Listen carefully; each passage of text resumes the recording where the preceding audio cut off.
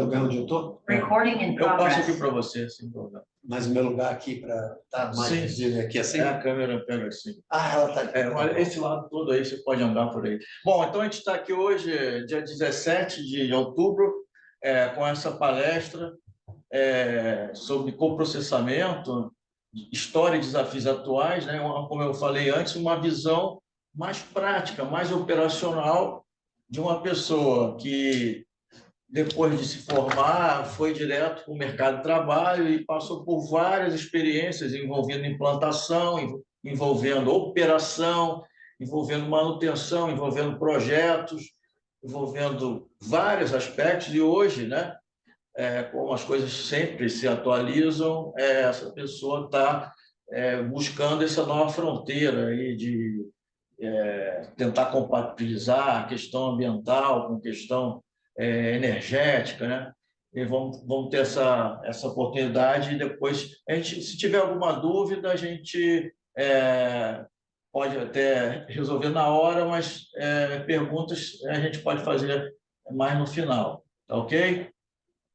Então, com a palavra aí, o Antônio. Boa tarde, pessoal.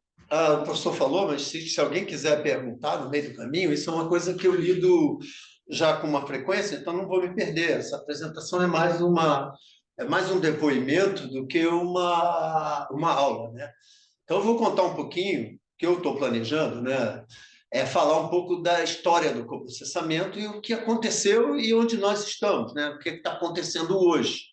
Então, como o professor já apresentou, eu sou químico, formado aqui, né? Tive vivência na indústria de cimento, tive vivência no mercado que são unidades de tratamento de resíduo e algum tempo com consultoria, hoje tratando de soluções ambientais de destinação de resíduo. Então, já alguma vivência. Então, deixa eu contar um pouquinho a história. Eu sou, como diz o meu patrão atual, eu sou uma pessoa que assistiu.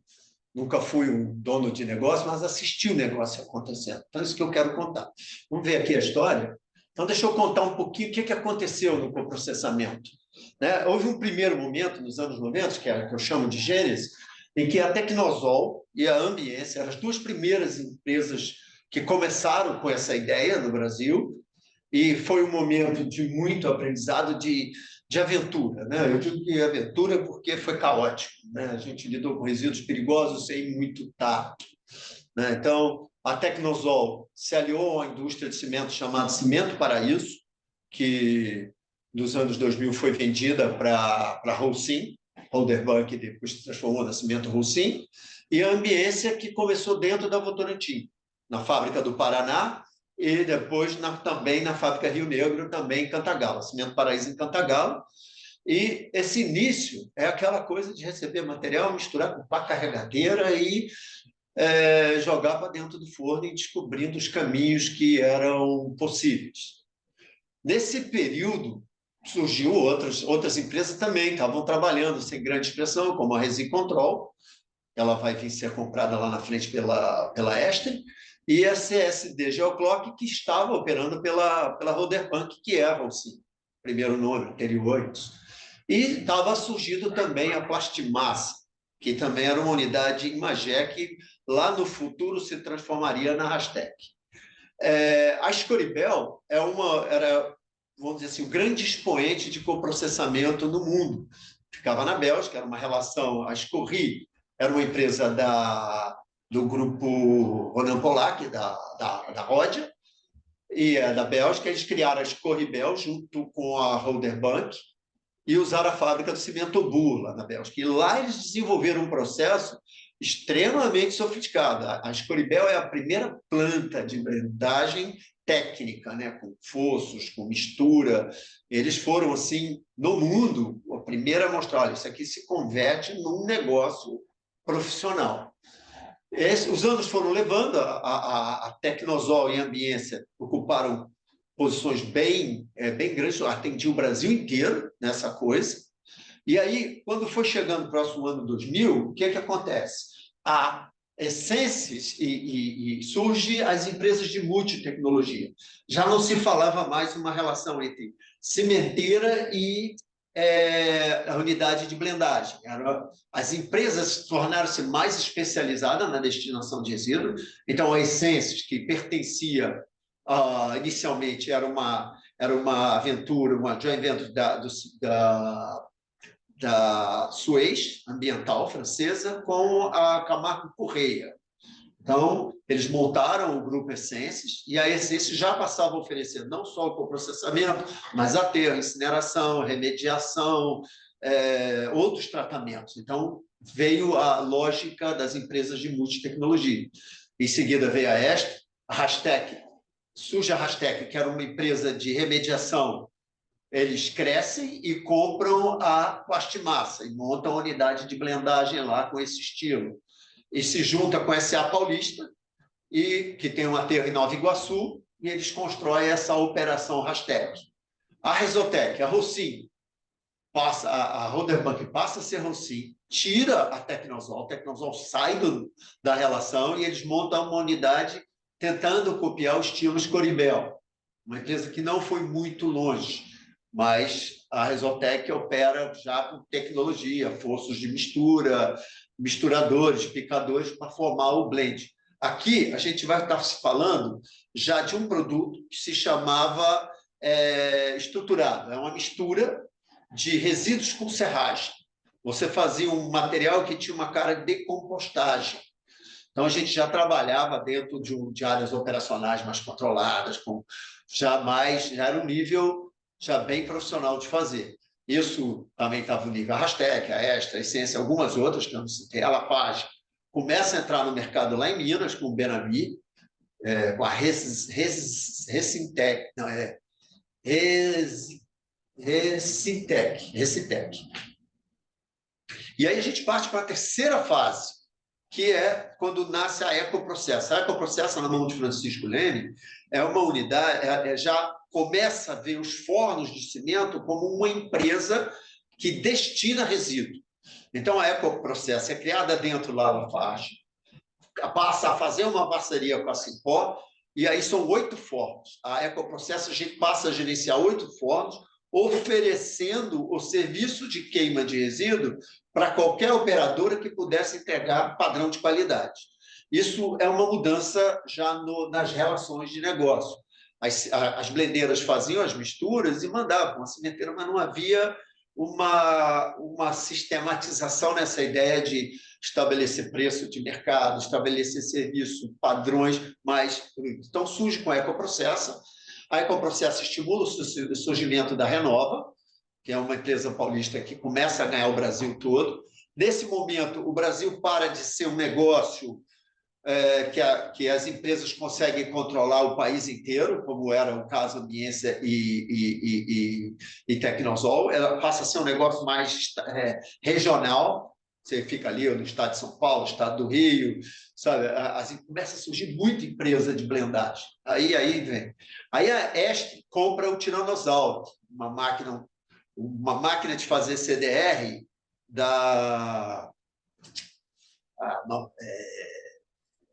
essa aqui é ali da região perto da Dinamarca, ali, aquela região. O Tiranossauro é uma máquina extremamente forte, que já faz assim 10, 15 toneladas hora de material. E aí a gente está saindo da lógica de estruturado, que é a mistura da lama, das borras com serragem, e passa a produzir um material mais leve e mais energético, que é extraído do lixo. Nesse momento ainda é muito focado no lixo industrial.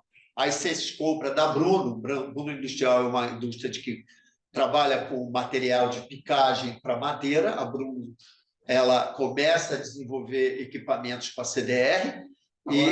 Antônio, então, até 2010, o que a gente tinha de material, de insumo de resíduo para aproveitamento nas cimenteiras era resíduo industrial. Resíduo industrial, não se falava em lixo. Em 2010, um pouco antes, né? Eu uso 2010 como referência, mas 2008, 2009, por ali, já próximo de 2010, as pessoas começam a falar em aproveitar. O que aconteceu aí? A Petrobras ficou muito boa com os resíduos dela. Então, ela para produzir, ela cada dia produz menos resíduo. Então, as borras oleosas, que tinham assim, 5.000, 6.000 de PCI, passam a ter 3. Eles conseguem extrair o máximo de óleo só numa lama pobre.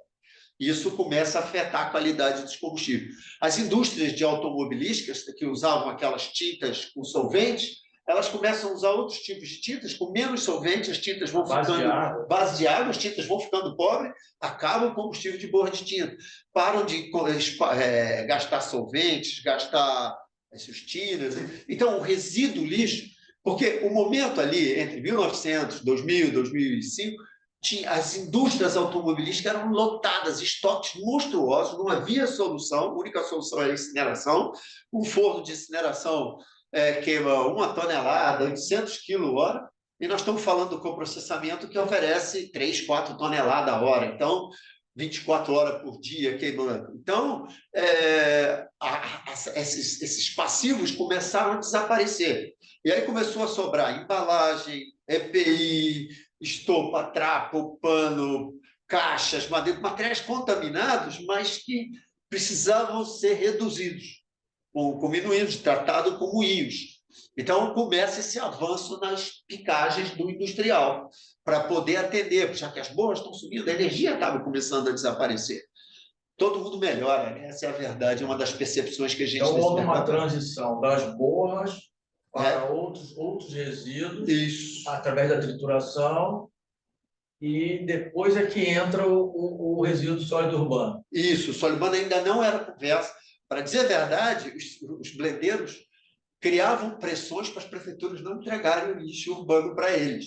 Sempre ficava até no meio das licenças dele, não mexer com o lixo urbano. Isso, na verdade, é o interesse deles de não ter que servir as prefeituras, porque não iam dar conta e não ia ter problema, né?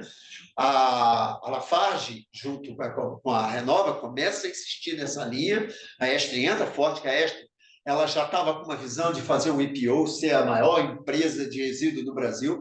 Eu estou falando de 2010, a Estre e a Essências, né, que é, na verdade, o Grupo Solvi, eles já são empresas de 1 bilhão. Eles já estão faturando aí em 2010 mais de 1 bilhão. Eles já estão numa empresa que já estão ganhando porte de empresas de tamanho, né? Então, eles estão numa briga, Estre e Essências, na verdade, o Grupo Solvi.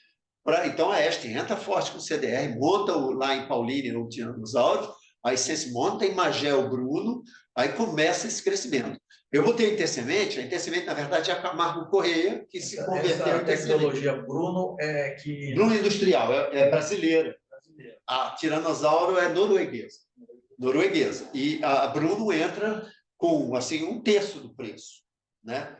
Aí foi uma chuva, porque a Renova compra Bruno, a maioria das empresas passou a comprar máquinas Bruno. E agora não, agora tem máquinas importadas de novo, a Bruno diminuiu a capacidade dele de atendimento, ela perdeu o fôlego, ela produz, mas não está fazendo nada, porque hoje tem máquinas que estão consumindo muito pouca energia, indução, os motores de indução, então o consumo elétrico está caindo muito. A Intersemente compra a Simpor, que é a Camargo Correia, aí essa fusão ecoprocessa se mistura com a Intersemente, ela acaba absorvendo e ela meio que a ecoprocessa começa a desaparecer. E agora, quando a gente chegando, 2009, 2008, surgem novas empresas já mais consolidadas nessa lógica de CDR, né? Na verdade, o UTM, que eu botei lá, é a unidade de triagem mecânica. A unidade de triagem mecânica, ela pega o lixo urbano e se separa, o que é reciclável e o não reciclável. E aí a Horizon hoje, vamos dizer, é a maior expressão nesse mercado. Eles estão enxergando a primeiro slide ainda. Aqui mudou. Me ajuda aí, acho que tem dois... Estão na apresentação? Compartilha a apresentação.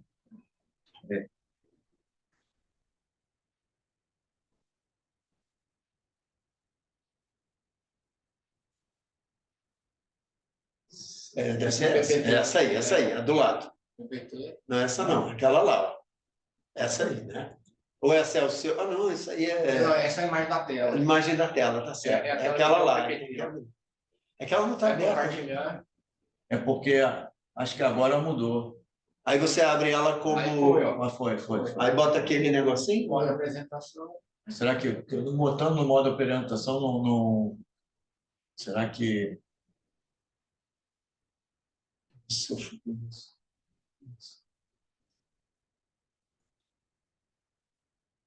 Pessoal, mudou aí a tela? Está na linha do tempo.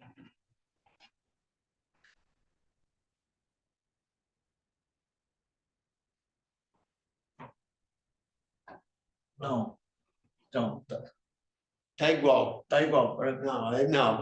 Peraí Você que eu consegue vou- voltar para aquele... Peraí, Você consegue voltar para aquela tela que tem todo mundo? Peraí, vamos lá. Tem aqui, essa tela aqui. Deixa eu apagar. Deixa eu Porque tem que ficar essa, não, tem que ficar essa, você escolher ela lá naquele momento que você teve com tudo. Você abre a Só tem ela, apresentação. agora só tem ela. Não, mas você abre a apresentação e faz a escolha. Não, você tem que chegar no compartilhar com aquela outra tela, não consegue. Depois de aberta, ela vai vir para essa coleção e você escolhe ela. Depois de aberto. Você escolhe a apresentação ali na PPT, aqui, você abre essa, escolhe a apresentação, naquela lá, No modo de apresentação. no modo de apresentação. Aí. Isso. Agora você volta naquela tela que tem as escolhas. Você consegue? Possível. Isso, agora ela está aí, ali. Essa. Eu acho que Agora foi.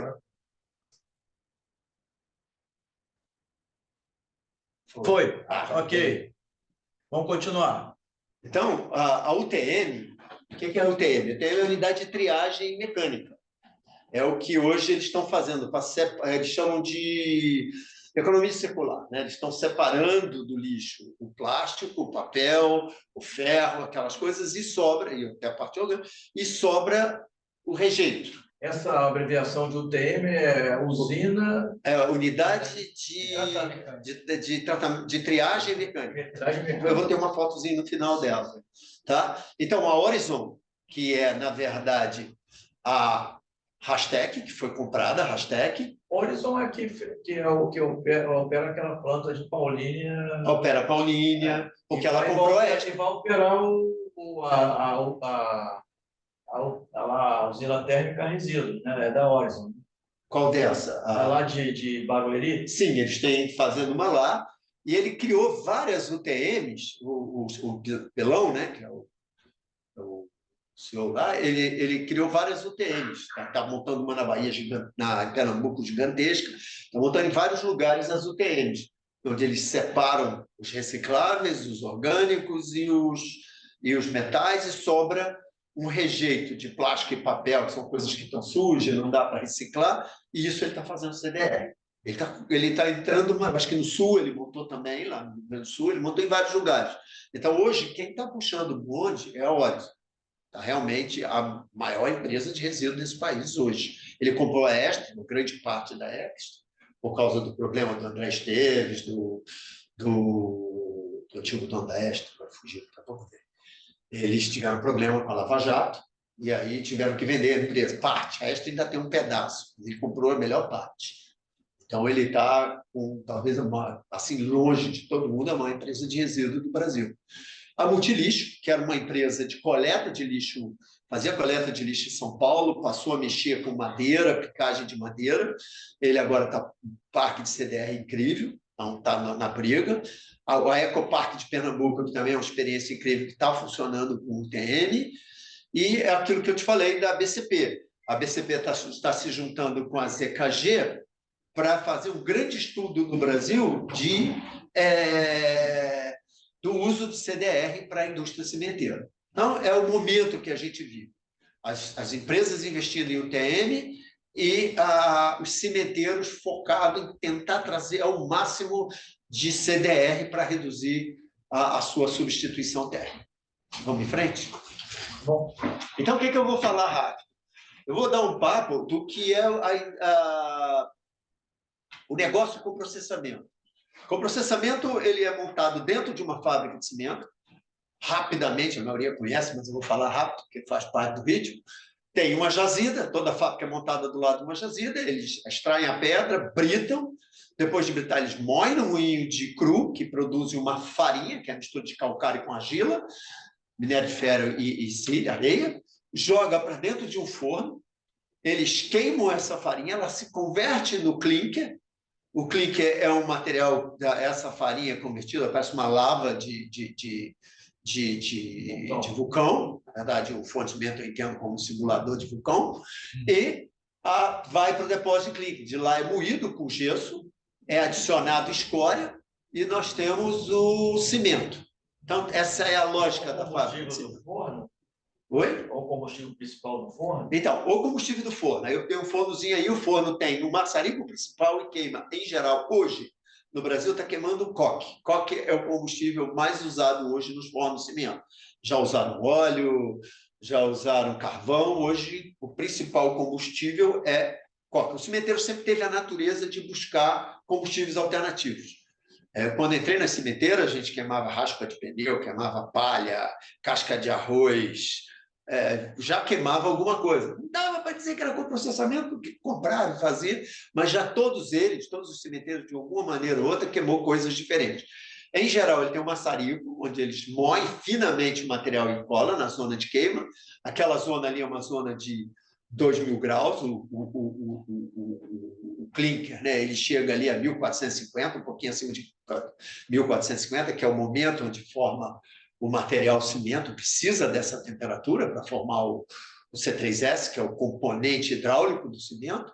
O cimento é alimentado, a farinha é alimentada lá na torre, lá do alto, ela vem descendo pelas torres de Sicônia com trocadores de calor, e ela é contracorrente ao gás do forno. A gente alimenta resíduo nesse maçarico principal, naquela entrada do forno que é a 1.000 graus ali do tubo, que é do outro lado da chama, e alguma coisa de matéria-prima, tipo argilas e solos contaminados, lá na torre. Isso a gente alimenta aí e alimenta ali. Algumas fábricas, vou mostrar na próxima slide, tem o pré-calcinador, aí consegue alimentar dentro do pré-calcinador. Então, essa é a lógica do coprocessamento. A gente trata, é importante entender que o forno de cimento não foi criado para queimar resíduo, mas é uma máquina que ela tem todas as características necessárias para se queimar resíduo. E eu vou falar um pouquinho disso. Por exemplo, a temperatura. Tá vendo? A chama chega a 1.000 graus, ela tem uma zona de 1.000 graus, 1.450 é o clinker, né? Que ele passa por essa temperatura.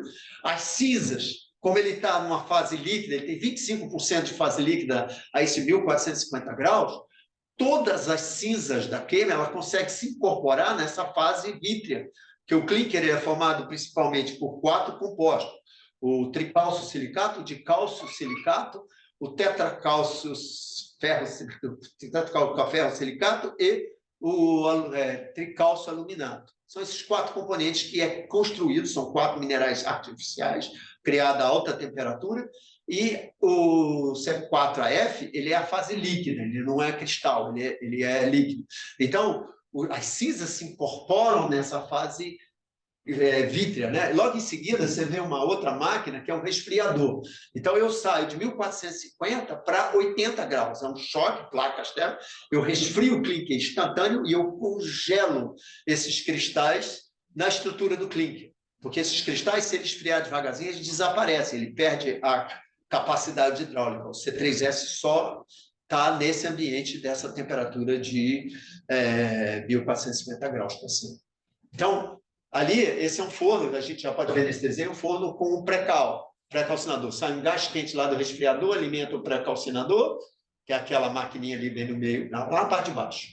Aí essa coisa aí, ali tem outro maçarico. Então, eu alimento o maçarico lá e o segundo maçarico. Então, alguns fornos têm isso também. Tá? Então, para a temperatura, ele atinge um incinerador, hoje ele vai a 1.000 graus. O forno de cimento é 2.000 graus. Tá? Vamos em frente. Já estou na contracorrente. Então, o que eu coloco dentro do forno lá na torre? O que eu boto é calcário, né? Principalmente calcário. E ele, ali nos 600 graus, aquele penúltimo ciclone, já está em torno de 600 graus, eu tenho a descarbonização indo a óxido de cálcio. Então, toda a atmosfera do forno é básica. Então, eu neutralizo todos os gases tóxicos do forno de cimento. Eu estou falando de SOX, e ácido nítrico, sulfatos, os sulfatos, né, o SO2, eles se precipitam, então eles não são emitidos. A gente emite algum pouco de NOx, né? O NOx é uma coisa que não dá para segurar no forno, ele acaba sendo emitido, mas o ácido clorídrico, o ácido sulfúrico, o SO2, os sulfatos e o ácido cloro, eles são absorvidos. Eles acabam sendo até uma restrição do processo, porque se eu tiver demais, eu formo colagem no forno e eles vão colando na parede do forno e da torre e eles fecham o forno, e isso é um problema. Então, para se fazer coprocessamento, colocar esses elementos, tem que ter gestão da quantidade de enxofre que se coloca e da quantidade de cloro que se coloca. Mas ele tem essa capacidade de ser contra a corrente e neutralizar os gases de emissão de chuvadas. Tá, vamos em frente. E o tempo de resistência. Um incinerador, ele é coisa de 4 segundos. 2 segundos, desculpa. O forno de cimento chega a 4 a 6 segundos na zona de queima, na temperatura elevada. O incinerador é coisa de 1 ou 2, então ele tem muito mais tempo de residência dos compostos. E o material sólido, ele fica em torno de 30 minutos dentro do forno, então permite a incorporação ao clinker. Aqui, a gente pode imaginar que, normalmente, um combustível, um blend de estruturado, ele tem aí em torno de 30% de cinza. Só que ele entra em torno de 3 toneladas hora dentro do forno, 3, 4. Então, a gente vai ter menos. O forno está passando farinha em torno de 80, 100, 120 toneladas a hora. Então, você incorpora essas 2 toneladas, 1 tonelada de cinza, a 120 toneladas 120, 130 toneladas de farinha. Então, você tem também o efeito de diluição desses componentes de metais pesados. Eu falo um pouquinho mais na frente sobre isso. Além disso, eles têm sistemas de filtragem e controle de monitoramento. O forno ele é monitorado na chama, na entrada do forno, oxigênio e NOx. Ele é monitorado temperatura e pressão em cada um desses ciclones, no pré-calcinador. Então, ele tem muito mais monitoramentos que um incinerador comum, porque ele precisa para garantir a qualidade do cimento.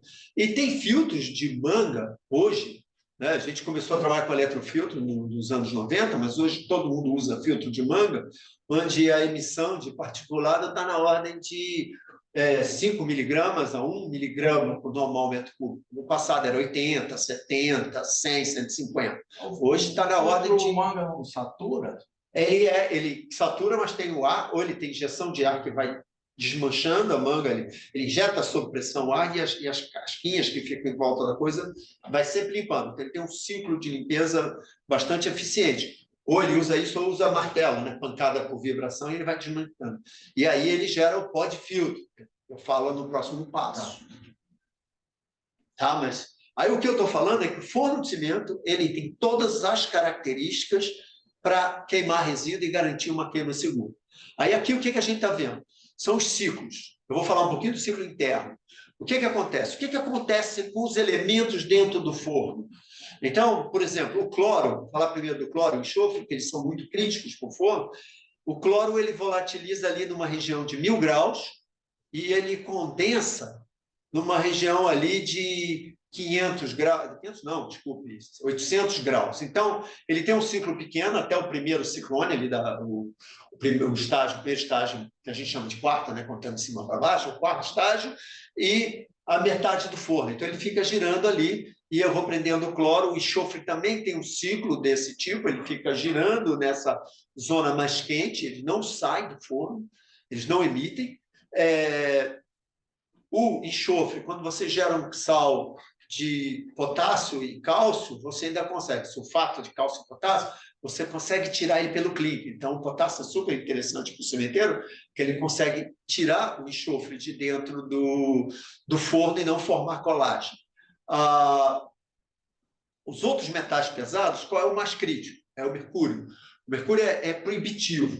Todos os controles de contratação, de coprocessamento, o mercúrio ele tem que ser limitado abaixo de 0 ppm.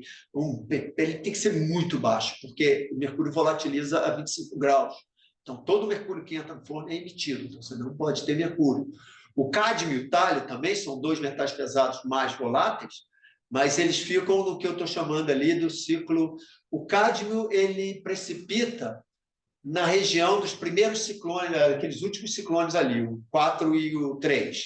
Eles ficam ali na parte de baixo do forno, ele fica na colagem, então eles até não chega ao pó.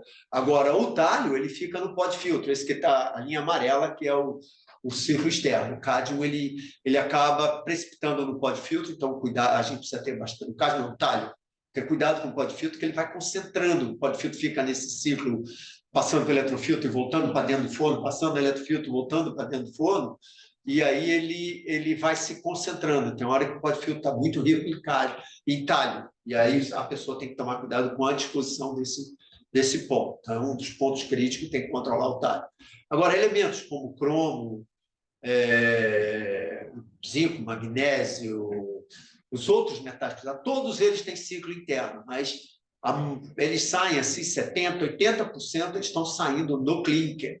O fator de volatilização dele é baixo, então eles acabam incorporando a estrutura do clinker nas estruturas da formação do C2S, C3S, e eles incorporam e saem junto do cimento, e é usado de forma baixa no cimento. O chumbo também, só o chumbo orgânico que tem que tomar cuidado, que é o chumbo daquele... São raros, mas esse a gente... Mas todos eles têm... O cimenteiro ele tem para cada metal pesado um fator de volatilidade. A gente chama até simular, em simuladores, onde as cargas e calcular a carga. Então, nenhum metal pesado a gente consegue encontrar na chaminé. A gente mede 6 meses, todo cimenteiro tem que medir a chaminé para medir os que, além das medições contínuas, que é hidrocarboneto, mercúrio, algumas vezes o enxofre, porque tem o enxofre da pirita, que já vem na farinha. Aí, quando ele bate ali na zona dos 500 graus, ele já está emitindo. Aí não dá para incorporar. Aí ele sai Todos os metais são medidos na exaustão? Os órgãos ambientais exigem uma medição de todos os metais. Não aparece. É medição in situ ou é extra? É aquela que vem com a lança, coleta e leva. Leva. Online Qual é o princípio de análise dos metais? Segue aquela norma da Water. Tem uma norma Water, não sei o quê, mas eles seguem e quando sai a chaminé, sai todos os procedimentos que estão todos padronizados nesse modelo de exigência, mas é exigido medir, mas não aparece. E algumas empresas do nível que era a Holcim também faziam no clean. Ela fazia porque a Holcim ela tinha uma filosofia que ela não queria transformar o clinker dela em silo de metal pesado. Essa era a ideia que ela tinha na cabeça, que ela trouxe da Europa. Porque o que acontece? Eles tinham planos de pegar o concreto e voltar para dentro do forno. Então, todos os materiais de resíduo que vão incorporando o concreto voltam, em alguns lugares na Europa, estavam moendo o rejeito de construção civil e injetando de volta no forno. Então, eles não queriam essa reciclagem e aí virar silos de clinker. Essa era a filosofia. A Holcim tinha uma filosofia muito intensa nessa coisa de regras do produto dela. Tá? Então, esse é o ciclo interno, um processo super interessante. Vamos ver o que tem mais. E agora eu vou falar do CDE. Dei uma noção do que como funciona o forno de cimento. Então, o CDR ele é um material que vem ou do lixo industrial ou do lixo urbano. A gente começou pelo industrial, ainda algumas unidades está fazendo, por exemplo, a Multilixo ela não trabalha com lixo urbano, ela trabalha com lixo comercial. Ela coleta aquela coleta especial de lixo comercial, então ela usa muito lixo comercial e o lixo industrial. Então, a Renova é lixo só industrial, ela não trabalha com aterro. Outros grupos que têm aterro, eles já estão trabalhando com uma hora. Então, o que precisa para fazer o CDR? Eu preciso de um pré-triturador né, para triturar esse material, para uniformizar. Então, o lixo chega, é jogado numa esteira de alimentação e ele é triturado numa máquina que ela faz uma primeira estraçalhada no material, ela arrebenta o material para tentar botar tudo ali perto abaixo de 200 milímetros. Então, ele fica meio uniforme. Depois, ele vai para uma peneira, um trômel, que pode ser um trômel dependendo da qualidade que você está buscando, de 50 milímetros, o furo da peneira, ou de 25 milímetros. O cemitério gosta muito do 25, mas é caro fazer o 25. A gente tem que pagar muito para poder chegar no 25. Então, a tendência está muito ainda no 50, mas o 25 vem porque ele é muito eficiente. A queima fica muito boa. Então, ele passa no trômel, o trômel separa, o que tiver grosso, ele vai ser mandado para o segundo, o granulador, ele sai da peneira, o grosso, que está acima de 50, vai para o granulador, e o que está abaixo de 50 ou 25 vai já para o produto final. O granulador já é uma máquina que ele, no fundo dele tem uma peneira, então ele tritura o material para levar ele até 50 milímetros ou 25, dependendo da especificação. Então, essa é básico. Ali onde entre o pré-triturador e o fracionamento, e entre o fracionador, a peneira e o granulador, eu tenho eletroímãs. Eu vou mostrar algumas, mas é para tirar os ferros dessa blendagem. O lixo carrega muito ferro. Aqui é uma visão das lâminas do pré-triturador. São lâminas robustas, elas não têm o objetivo só tem de rasgar o material, são rasgadores. Eles batem no material e dão uma rasgada nele, só para que eles fiquem... Porque se você tem aquele monte de lixo, você não consegue peneirar. Agora, quando eles ficam ali no torno abaixo de 200, o peneiramento fica eficiente, até o funcionamento do eletroímã fica mais eficiente, que não esconde os ferros no meio da sujeira. E esse é o granulador. Aí já são pastilhas. Ele funciona como se fosse uma tesoura. A gente conhece o corte da tesoura mesmo de casa. Ele funciona como uma tesoura. Ele passa, tem a contrafaca embaixo e ele passa na contrafaca colado, não tem espaço. Então, todo o material passa ali, ele vai ser rasgado e vai sair tudo.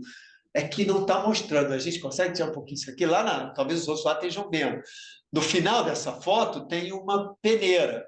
Eu peguei ela porque dá para ver o cesto de grelha. Então, ele fica rodando o lixo ali até que todo 50 ou 25 saia de dentro do granulador. Então, você consegue transformar todo o material em CDR.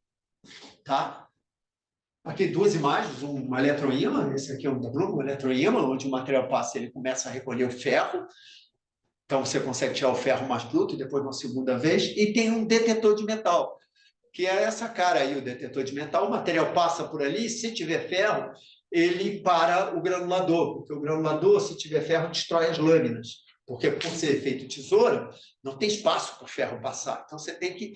tem o ferro aqui. Vai lá, o cara cata o ferro e ele volta para girar. Então, são as duas defesas que tem no processo para poder garantir a sobrevivência da máquina. E esse aqui é o produto, o CDR. CDR é essa cara aí, é um bicho granulado, é um material bem granulado, né? Esse aí é o 25, e o de cima, depois ele pode, porque ele pode ter que viajar a distância. Esse material tem 0,2, 0,1 de densidade, então é um material muito leve. Então, a logística da unidade de blendagem até a fábrica de cimento é muito cara. Os caminhões quase não transportam. Um caminhão de 30 metros cúbicos vai levar, se não tiver... Depois ele vai levar 6 toneladas, 6, 7, então a logística fica muito cara. Então o pessoal está prensando o CDR, fazendo ele prensado, já tem tecnologia no exterior para fazer palletzinhos, está em estudos, os pelletzinhos, igual uma ração, extrusor, fazendo igual uma raçãozinha, que aí ele ganha massa para poder ser transportado. Mas o mundo hoje está fazendo isso, fardo. A maioria dos grandes negócios... Aqui, essa é uma foto do Brasil. Isso é uma foto no Brasil, lá em São Paulo. Esse cara, na verdade, eu estou mostrando, mas esse cara, na verdade, ele não está fazendo coprocessamento, ele está fazendo gaseificação. Ele me mandou a foto para presente, eu vou mostrar mais ou menos CDR, mas ele está fazendo CDR para gaseificação, que é uma saída para o combustível, porque ele não vai emitir CO2. A gaseificação ele não tem CO2, né? CO e hidrogênio, depois vai fazer registro de combustível, vai fazer produto. Mas ele tem uma planta de gaseificação? De gaseificação. né? Ele tem uma planta de gaseificação piloto ali em Mauá, em São Paulo, e está montando uma em Minas, uma grande, que é um outro caminho muito bom para o destino de resíduo, a gaseificação, porque ela já foge do problema da emissão de CO2. Então, é um caminho que eu venho conversando até com meus patrões para estar olhando isso, né? Que a Tecnosol, ela pertence hoje ao Grupo Lara. O Grupo Lara é um grupo de aterros na região de São Paulo, Minas, eles têm, até na Índia eles estão com aterro e incinerador. Eles investiram agora, entraram com um projeto, o CEO da Lara saiu com um projeto agora de uma termoelétrica para 3.000 toneladas dia de lixo. Não estou me lembrando dos quilowatts dele agora, mas ele mas só que o valor do negócio está ficando caro, ele está dando uma ele está atrás de investidores, porque ele começou, aí o valor começou a extrapolar do bolso dele, ele está nesse momento, montou da Índia está funcionando, os investidores lá toparam, então eles estão no aterro deles, né? Está funcionando o incinerador, e ele quer montar um aqui no Brasil. A ideia da Lara é ter um incinerador de 3.000 toneladas dia de lixo. Esse é o projeto, eles estão trabalhando. E ali eu coloquei uma norma da ABNT, 16849, que ela já normatiza o produto. Então, isso é um passo super importante para a gente, porque nós não estamos mais falando... na verdade, a nossa vivência, a gente sempre viveu uma ideia de co-incineração, não co-processamento, porque o blendeiro ele paga o cimento. A gente vem há anos reduzindo essa taxa de queima no fornecimento, chegamos a zerar essa taxa. Com a saída da Holcim, Lafarge e Holcim do Brasil, essa taxa voltou a ser cobrada, a gente está numa luta para voltar pelo menos a zero nesse instante, e estamos trabalhando de uma solução para criar preço. A ideia de preço... O cara recebe o resíduo e ainda pode matar. Porque é importante entender, não é maldade. O que acontece? O cemitério ele passou por uma transformação muito grande. O cemitério, os controles de segurança do trabalho era altimetria e poeira. Eram esses dois problemas que ele tinha. Agora ele tem que fazer de 6 meses exame de sangue completo. O pessoal usava só o EPIzinho de papel, aquela máscara de papel e óculos, e o tapadorzinho. Agora são máscaras 3M, sofisticadas, luva, uniforme completo. Então, cuidado com o funcionário, cuidado com a segurança. Tiveram que investir muito em pátios para receber esse material contaminado, impermeável. Então, eles investiram muito. Mas, por outro lado, eles deixaram um pouco de usar coque, né? Na verdade, o resíduo chegou a dar aí substituição de 10%, 15%. Não passou mais que isso. Com o CDR, que a gente está falando em 4.000, 5.000, né? Ali, ó, o melhor produto ele é de 4.750, que está sendo previsto. Mas a gente chega, esse aqui, eu tenho certeza que eu fiz, ele está em cima de 4.000. 4.000. Então, já é um combustível que eu dou.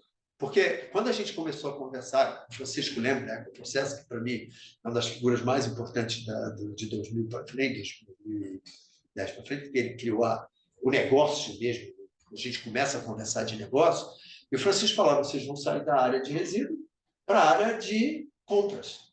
Então, é outra ideia. Quando a gente compra combustível, a gente quer comprar 5.000 toneladas por mês. A gente vai fechar se você me oferecer 5.000 toneladas, porque aí eu tenho um substituto de verdade.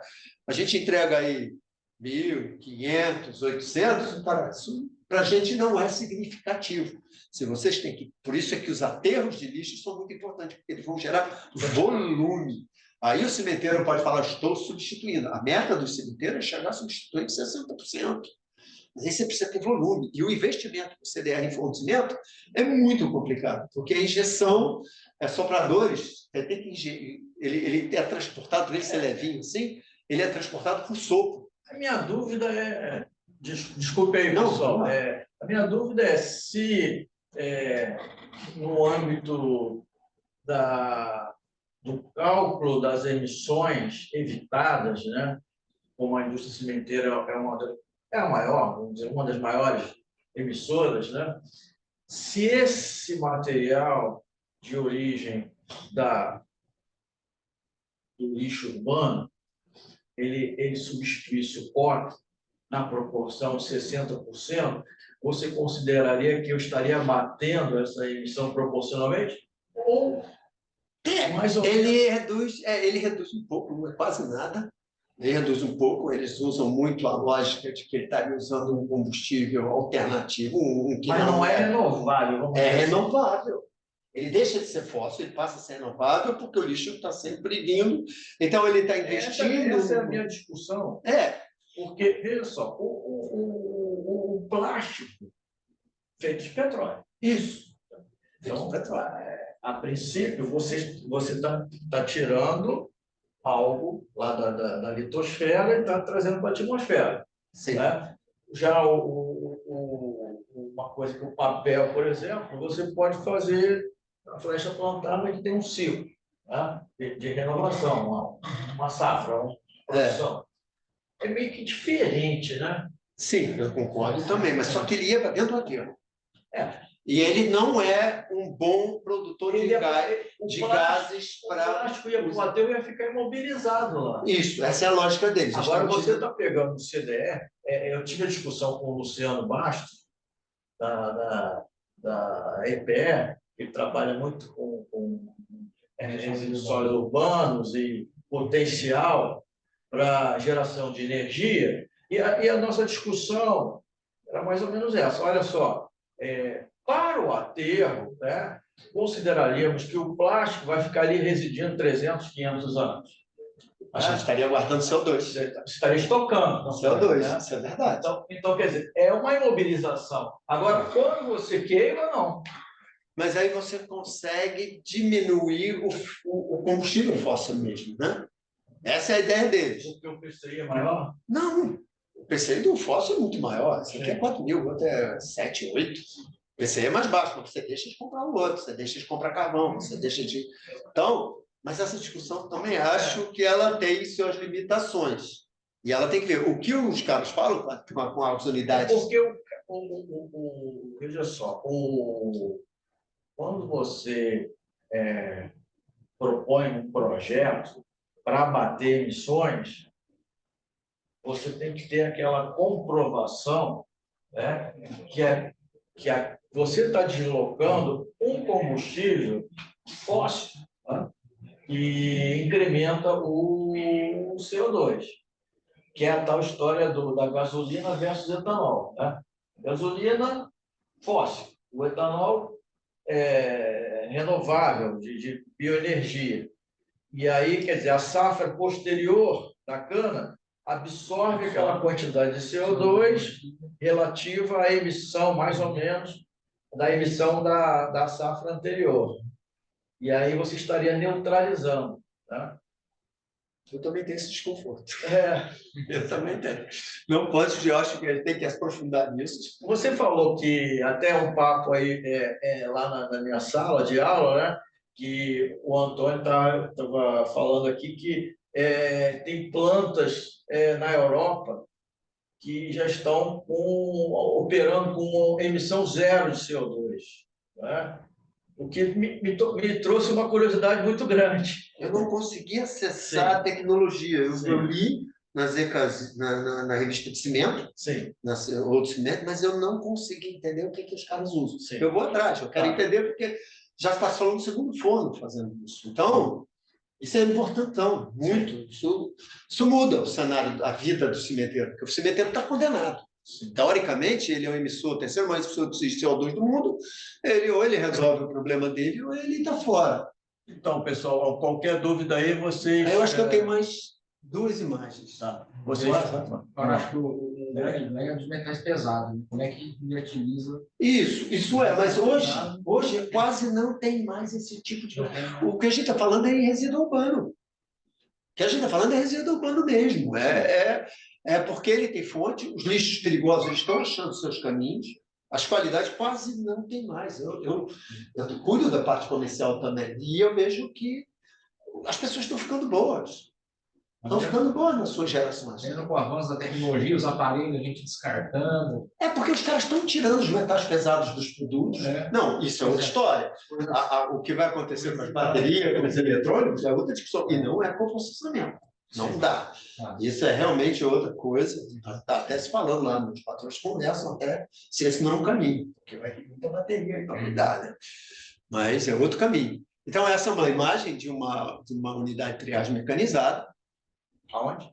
Essa é a da Horizon, de Paulínia, se eu não me engano. Paulínia. Ou se não, essa é do Sul. Essa é de Santa Catarina, algum lugar lá. Santa Catarina, não.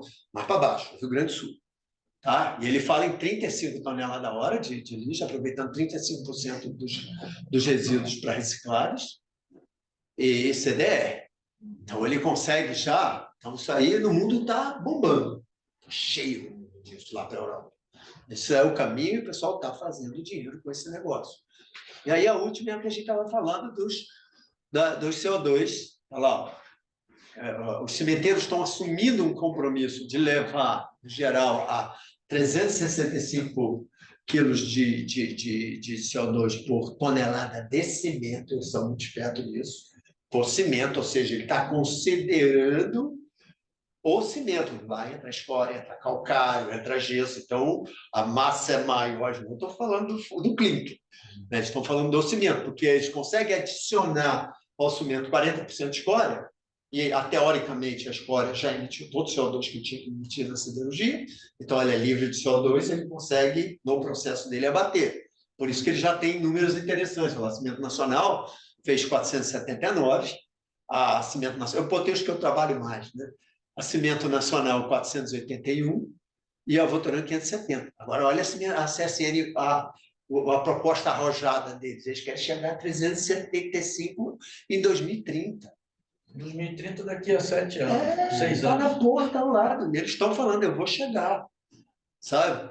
A Votoran está falando em 475, que o pessoal já diz que é arrojado, porque a Votoran tem muitos fornos, né? Então esse equilíbrio, fornos mais antigos, fornos mais novos, então para ele também é um número extremamente arrojado, e em 2050 as cimenteiras teriam que estar chegando. Eu não consegui da Nacional. Eu tenho quase certeza que ele também está perto dos 400, mas eu não consegui. Liguei para os meninos, eles não me retornaram.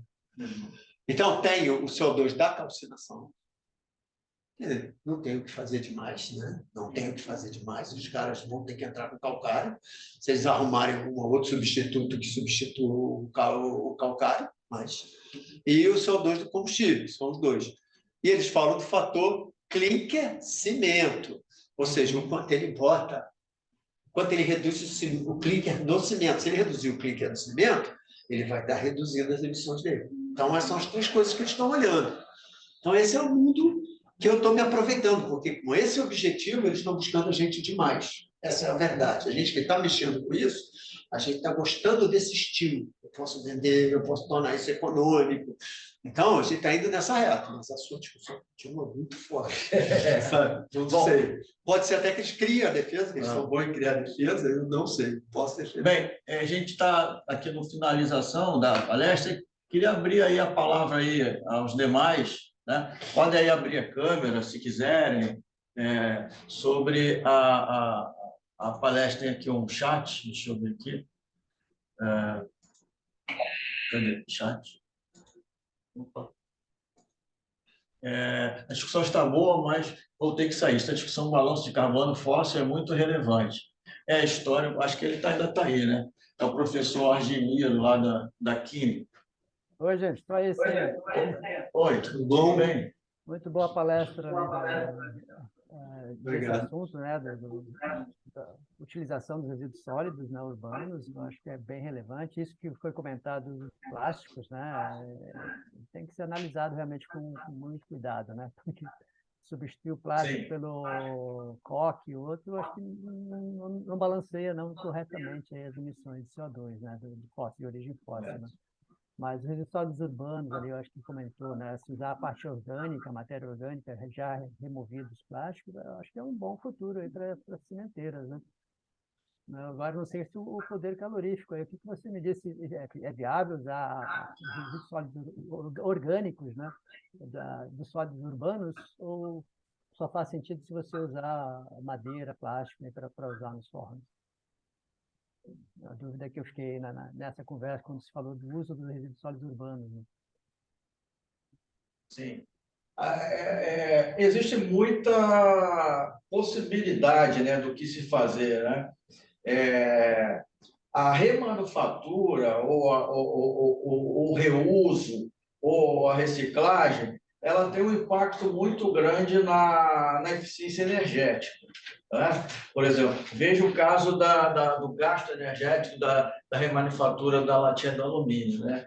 Ela é muito, mas muito menor do que a fabricação, quer dizer, e quando a gente pega, né, vários produtos, né, a gente vê que também é o mesmo caminho, né? Plástico e outras coisas, né? Agora, a tal coisa. Esse mercado ele não sofre estímulos. Nenhum. Essa é a nossa Não tem uma dificuldade. política governamental que dê, por exemplo, algum tipo de impulsionamento, né, para você criar essa logística, né? Porque, veja, o Brasil é um país continental, né, de distâncias continentais, então é uma capilaridade muito grande. E a questão dos grandes produtores de resíduos são basicamente médias e grandes e capitais, e grandes centros urbanos, onde você teria condição de ter essa logística. Eu não sei ainda por que isso não foi implementado. Você vê só, a visão europeia, o que eles dizem? O aterro, ele não é uma solução perfeita. Ele passa, é pequeno, mas a longo prazo, com todo o PAD, com toda a gestão, eles ainda se preocupam com a contaminação. Então, eles são muito rigorosos em não ter lixo no chão, extremamente rigorosos. Estão falando que hoje tem 27% do que ia nos anos se eu não me engano, 2010, a referência deles já caiu 27%, só está indo 27%, o resto está sendo recuperado. O foco dele é muito mais ambiental. Eles estão estimulando para que você não bote esse produto no chão. Para a gente que é de aterro, tem um balanço aí que está sendo discutido muito. Por exemplo, hoje tem um mercado muito forte do gás de aterro. Nós estamos gerando biometano e estamos gerando energia elétrica do gás de aterro. A gente tem algumas unidades do Grupo Lara que estão fazendo isso, já está montando a unidade de biometano, a Horizon está montando biometano, a Essência pegou agora um empréstimo milionário. Aí que está. Você pode fazer isso antes com as plantas de biodigestão, que já tem algumas aqui no Brasil. E aí a questão desse passivo ambiental é que a gente não analisa. É como se fosse até um elemento, guardando as proporções, radioativo, que tem um legado para frente, né? Você empurra esse problema com um aterro para frente, né? E você pode fazer usinas de recuperação energética, o incinerador, ciclo Rankine, fazendo energia elétrica, você pode ter usina de biodigestão, fazendo gás, aí você faz o que quiser com gás, inclusive hidrogênio, né? Quer dizer, e outros plásticos? E outras questões que não são estudar, o próprio reuso. Não é? Então, o Brasil é muito fraco na política, nessa indução governamental. Então, tá, eu queria agradecer. Parabéns aí, viu, Antônio? Obrigado aí pela... Obrigado. Bom, okay. Um abraço a todos aí. Eu agradeço aí, Antônio. A palestra está sendo gravada, tá? Se depois ela vai ficar na página do nosso programa e quem quiser pode acessar lá via YouTube. Eu mando o link para você também para assistir e depois pode fazer um certificado aqui. Não, mas já foi bom, não queria passar. Bom, Fernando, pode parar aí a gravação. Obrigado. Agradeço aí. Deixa eu acabar aqui, parar a gravação.